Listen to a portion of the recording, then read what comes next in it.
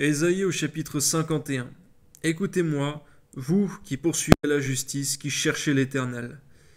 Que ce soit toujours notre cas, Seigneur. Au nom de Jésus, merci Seigneur. Amen. Portez les regards sur le rocher d'où vous avez été taillés, sur le creux de la fosse d'où vous avez été tirés. Portez les regards sur Abraham, votre père, et sur Sarah qui vous a enfanté. Car lui seul, je l'ai appelé, je l'ai béni et multiplié. Ainsi, l'Éternel a pitié de Sion. Il a pitié de toutes ses ruines, il rendra son désert semblable à un Éden, et sa terre aride à un jardin de l'Éternel.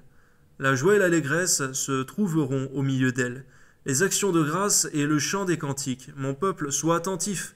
Ma nation, prête-moi l'oreille, car la loi sortira de moi, et j'établirai ma loi pour être la lumière des peuples. Ma justice est proche, mon salut va paraître, et mes bras jugeront les peuples. Les îles espéreront en moi, elles se confieront en mon bras. Levez les yeux vers le ciel et regardez en bas de la terre, sur la terre.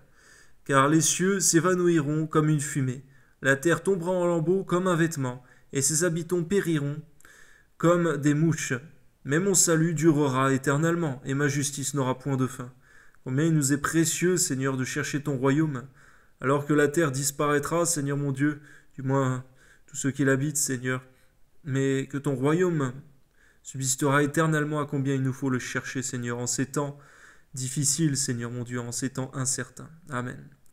Écoutez-moi, vous qui connaissez la justice, peuple, qui a ma loi dans ton cœur. C'est vrai, Seigneur, tu ne parles pas à ce moment-là, Seigneur mon Dieu, aux païens, Seigneur mon Dieu, aux personnes, Seigneur, qui ne croient pas en Dieu, aux athées. Tu parles vraiment à ton peuple, Seigneur mon Dieu, à ceux qui te cherchent et qui connaissent tes préceptes, qui connaissent ta parole, Seigneur mon Dieu, celle que nous lisons. Amen.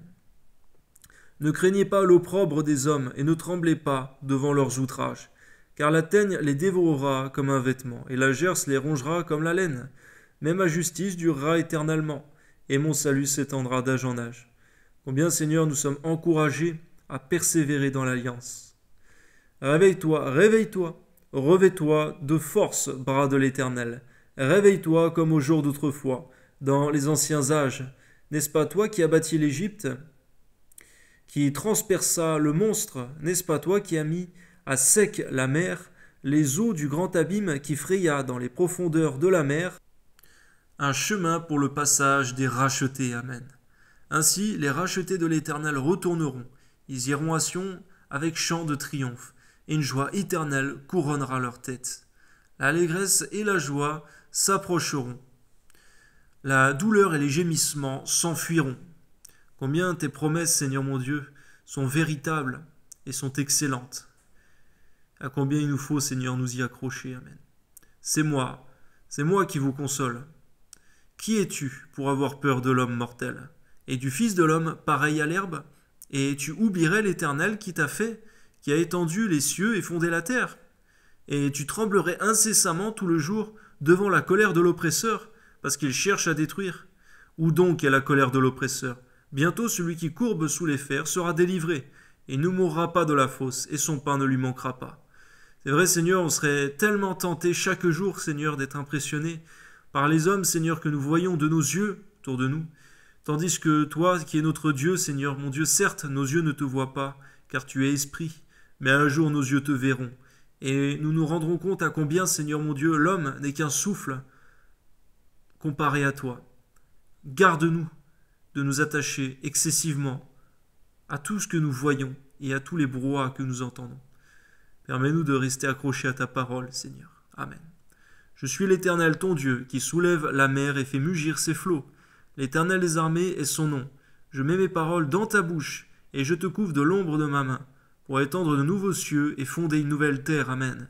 Et pour dire à Sion, tu es mon peuple. Réveille-toi, réveille-toi, lève-toi, Jérusalem, qui a bu de la main de l'Éternel la coupe de sa colère, qui a bu, sucé jusqu'à la lie, la coupe d'étourdissement. Il n'y en a aucun pour la conduire, de tous les fils qu'elle a enfantés. Il n'y en a aucun pour la prendre par la main.